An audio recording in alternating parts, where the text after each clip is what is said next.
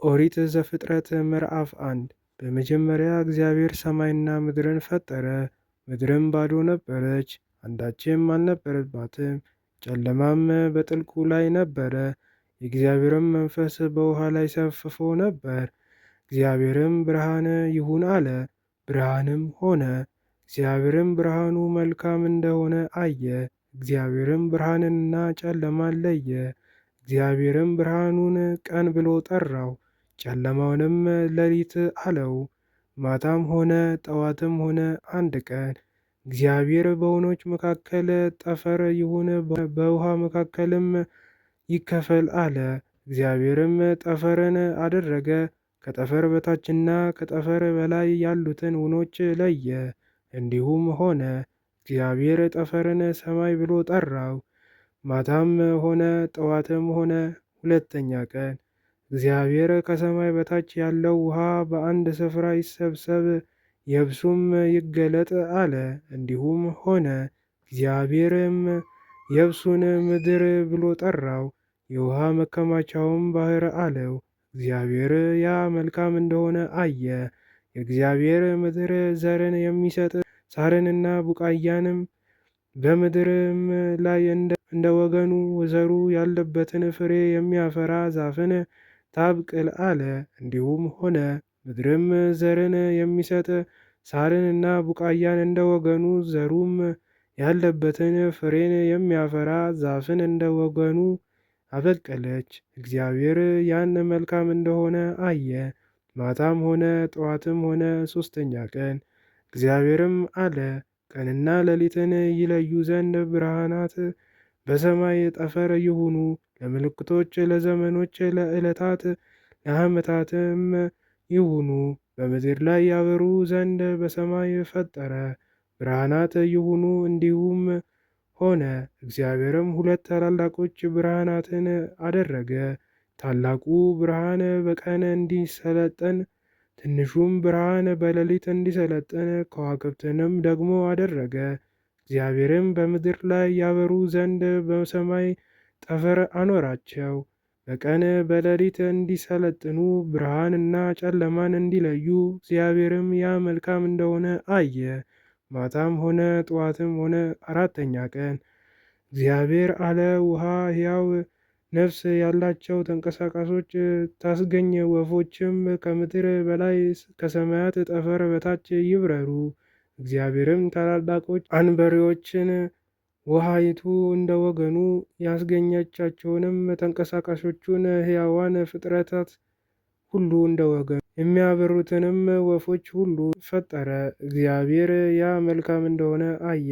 እግዚአብሔርም እንዲህ ብሎ ባረካቸው፣ ብዙ ተባዙ፣ የባሕርንም ውኃ ሙሏት፣ ወፎችም በምድር ላይ ይብዙ።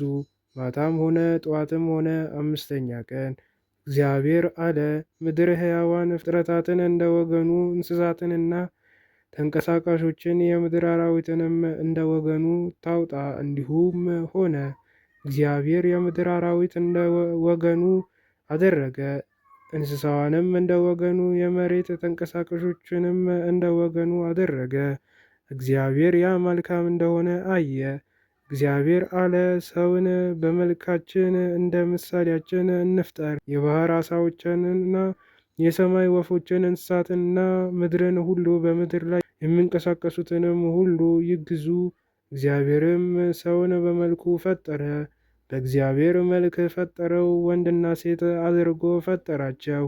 እግዚአብሔርም ባረካቸው፣ እንዲህም አላቸው፣ ብዙ ተባዙ፣ ምድርን ሙሏት፣ ባሕር ዓሣዎችና የሰማይን ወፎች፣ በምድር ላይ የሚንቀሳቀሱትንም ሁሉ ግዟቸው።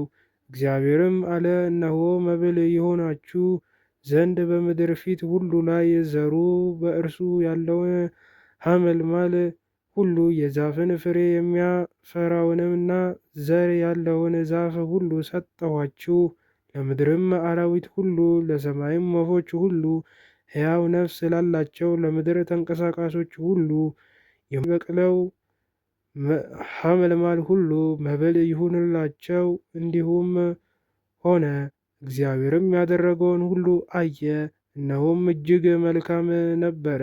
ማታም ሆነ ጠዋትም ሆነ ስድስተኛ ቀን። ሰማይና ምድር ሰራዊታቸው ሁሉ ተፈጸሙ። እግዚአብሔር የሠራውን ሥራ በሰባተኛው ቀን ፈጸመ። በሰባተኛውም ቀን ከሠራው ሥራ ሁሉ አረፈ። እግዚአብሔርም ሰባተኛው ቀን ባረከው ቀደሰውም። እግዚአብሔር ሊያደርገው የፈጠረው ሥራ ሁሉ በእርሱ አርፏልና።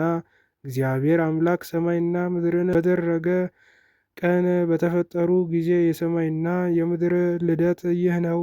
የሜዳ ቁጥቋጦ ሁሉ በምድር ላይ ገና አልነበረም። የሜዳውም ቡቃያ ሁሉ ገና አልበቀለም ነበር።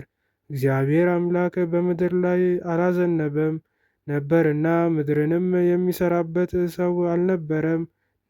ነገር ግን ጉም ከምድር ትወጣ ነበር፣ የምድርንም ፊት ሁሉ ታጠጣ ነበር።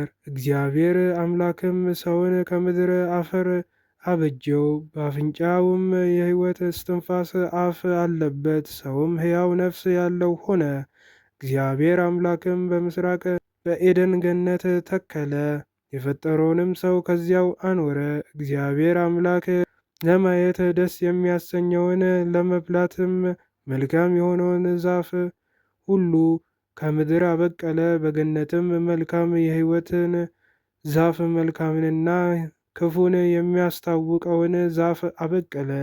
ወንዝን ገነትን ያጠጣ ዘንድ ከኤደን ይወጣ ዘንድ ከዚያም ለ4 ጊዜ ይከፈል ዘንድ የአንደኛው ወንዝ ስም ፊሶን ነው። እርሱም ወርቅ የሚገኝበትን የኤውላጥ ምድር ይከብባል። የዚያም ምድር ወርቅ ጥሩ ነው። ከዚያም ሉልና የከበረ ድንጋይ ይገኛሉ። የሁለተኛው ወንዝ ስም ጊዮን ነው። እርሱም የእግዚአብሔርን ምድር ሁሉ ይከብባል። የሦስተኛውም ወንዝ ስም ጤግሮስ ነው። እርሱም በአሦር ምስራቅ የሚሄድ ነው። አራተኛው ወንዝ ኤፍራጠስ ነው። እግዚአብሔር አምላክም ሰውን ወስዶ ያበጃትም ይጠብቃትም ዘንድ በኤደን ገነት አኖረው። እግዚአብሔር አምላክም ሰውን እንዲህ ብሎ አዘዘው፣ ከገነት ዛፍ ሁሉ ትበላለህ፣ ነገር ግን መልካምንና ክፉን ከሚያስታውቀው ዛፍ አትብላ። ከእርሱ በበላህ ቀን ሞትን ትሞታለህና። እግዚአብሔር አምላክም አለ፣ ሰው ብቻውን የሆነ ዘንድ መልካም አይደለም፣ የሚመቸውን ረዳት እንፍጠርለት። እግዚአብሔር አምላክም የምድር አራዊትን የሰማይ ወፎችን ሁሉ ከመሬት አደረገ፣ በምን ስም እንደሚጠራቸው ያይ ዘንድ ወደ አዳም አመጣቸው። አዳምም ሕያው ነፍስ ላለው ሁሉ በስሙ እንደጠራው ስሙ ያው ሆነ። አዳም ለእንስሳት ሁሉ፣ ሰማይ ወፎች ሁሉ፣ ለምድር አራዊት ሁሉ ስም አወጣላቸው። ነገር ግን ለአዳም እንደ እርሱ ያለ ረዳት አልተገኘለትም ነበር። እግዚአብሔር አምላክም በአዳም ከባድ እንቅልፍን ጣለበት፣ አንቀላፋም። ከጎኑም አንዲት አጥንት ወስዶ ስፍራውን በሥጋ ዘጋው። እግዚአብሔር አምላክም ከአዳም የወሰዳትን አጥንት ሴት አድርጎ ሰራት፣ ወደ አዳምም አመጣት። አዳምም አለ፣ ይህች አጥንት ከአጥንቴ ናት፣ ሥጋም ከሥጋዬ ናት።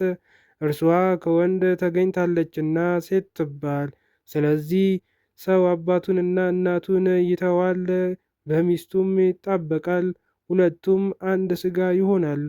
አዳምና ሚስቱ ሁለቱ ራቆታቸውን ነበሩ፣ አይተፋፈሩም ነበር።